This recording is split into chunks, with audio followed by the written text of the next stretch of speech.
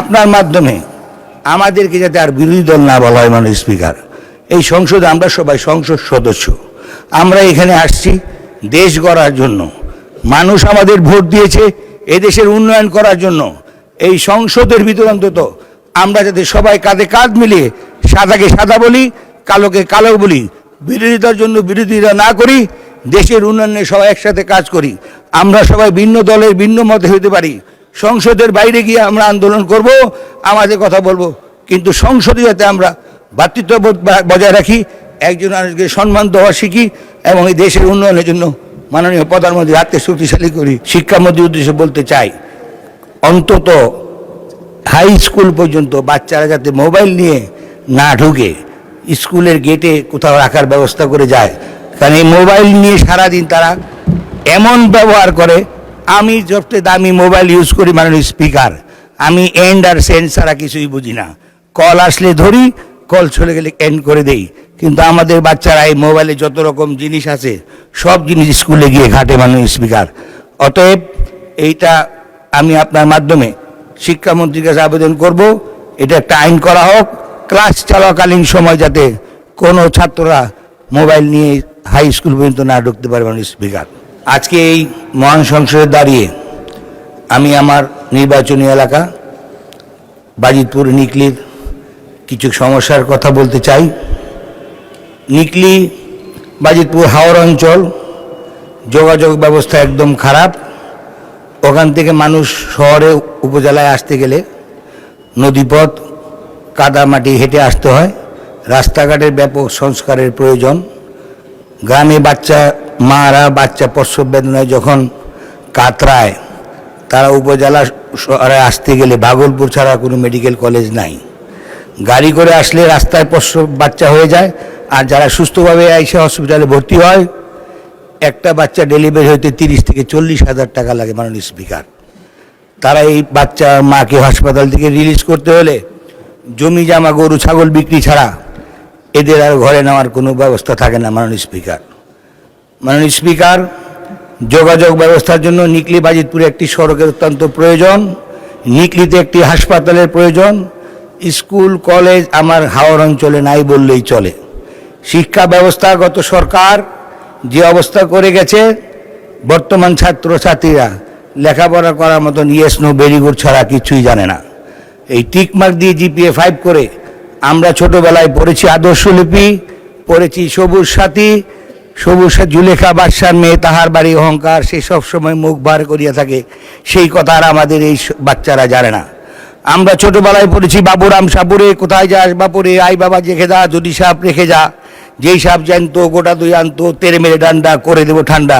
এইটাও আমাদের বাচ্চারা আজকে জানে না। ইয়েস নো ভেরি গুড দিয়ে শিক্ষা ব্যবস্থা অচল করে দিয়েছে। আর স্কুলে, প্রাইমারি স্কুলে মাননীয় স্পিকার, আপনার মাধ্যমে শিক্ষামন্ত্রীর উদ্দেশ্যে বলতে চাই, অন্তত হাই স্কুল পর্যন্ত বাচ্চারা যাতে মোবাইল নিয়ে না ঢুকে স্কুলের গেটে কোথাও রাখার ব্যবস্থা করে যায়। কারণ এই মোবাইল নিয়ে সারাদিন তারা এমন ব্যবহার করে। আমি সবচেয়ে দামি মোবাইল ইউজ করি মাননীয় স্পিকার, আমি এন্ড আর সেন্ড ছাড়া কিছুই বুঝি না। কল আসলে ধরি, কল চলে গেলে এন্ড করে দেই। কিন্তু আমাদের বাচ্চারা এই মোবাইলে যত রকম জিনিস আছে সব জিনিস স্কুলে গিয়ে ঘাটে মাননীয় স্পিকার। অতএব এইটা আমি আপনার মাধ্যমে শিক্ষামন্ত্রীর কাছে আবেদন করব, এটা একটা আইন করা হোক, ক্লাস চলাকালীন সময় যাতে কোনো ছাত্ররা মোবাইল নিয়ে হাই স্কুল পর্যন্ত না ঢুকতে পারে মাননীয় স্পিকার। মাননীয় স্পিকার, শিক্ষা ব্যবস্থার পরে আমি আরেকটি কথা বলতে চাই। এই মাদক মাদক আমাদের ধ্বংস করে দিয়েছে মাননীয় স্পিকার। এই মাদকের ব্যাপারে এই সংসদে সকলে একসাথে কিভাবে মাদককে আটক করা যায়, মাদক বন্ধ করা যায় ব্যবস্থা করা প্রয়োজন এবং নতুন আইন করা প্রয়োজন। আরেক মাননীয় স্পিকার, মোটর সাইকেল 12-14 বছরের ছাত্ররা বাপ মানা মোটর সাইকেল কিনে দেয়, পিক আপ এমন জোরে দেয় সরাসরি ট্রাকের নিচে। এই যুব সমাজ আজকে ধ্বংস হয়ে যাচ্ছে মাননীয় স্পিকার এই মোটর সাইকেলের জন্য।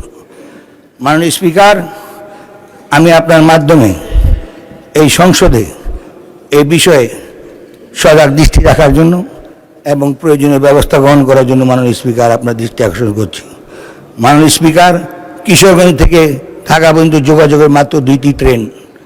আমি আপনার মাধ্যমে যোগাযোগ মন্ত্রীর উদ্দেশ্যে বলতে চাই, আরেকটি ট্রেন যদি ঢাকা কিশোরগঞ্জ সংযুক্ত করা হয় তাহলে আমাদের কিশোরগঞ্জ জেলার সকল মানুষ উপকৃত হবে।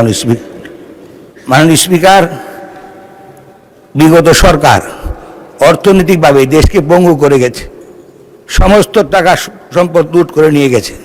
পরবর্তীতে ঐক্যমত্যবর্তীকালীন সরকার আবার লুট করেছে। তারপরে মাননীয় স্পিকার এখন যুদ্ধ, 3টা সমস্যা মোকাবেলা করে এই সরকার এখন চলতেছে। আমাদের চাহিদা অনেক থাকবে মাননীয় স্পিকার। আমি চাই এই সংসদে সবাই মিলে, বিরোধী দল, আমরা স্বতন্ত্র দল, সরকারি দল, বিরোধিতা না করে কিভাবে মাননীয় প্রধানমন্ত্রী রাজকে শক্তিশালী করে।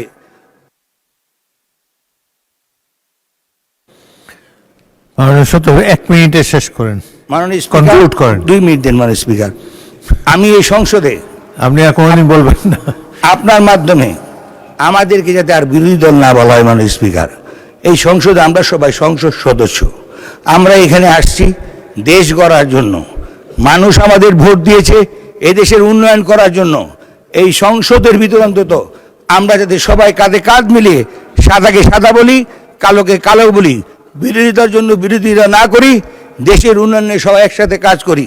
আমরা সবাই ভিন্ন দলের ভিন্ন মতে হতে পারি, সংসদের বাইরে গিয়ে আমরা আন্দোলন করব, আমাদের কথা বলবো, কিন্তু সংসদে যাতে আমরা ভ্রাতৃত্ববোধ বজায় রাখি, একজন আরেকজনকে সম্মান দেওয়া শিখি এবং এই দেশের উন্নয়নের জন্য মাননীয় প্রধানমন্ত্রী হাতকে শক্তিশালী করি, এই আশাপত্র ব্যক্ত করে আমার বক্তব্য শেষ করছি। ধন্যবাদ মাননীয় স্পিকার।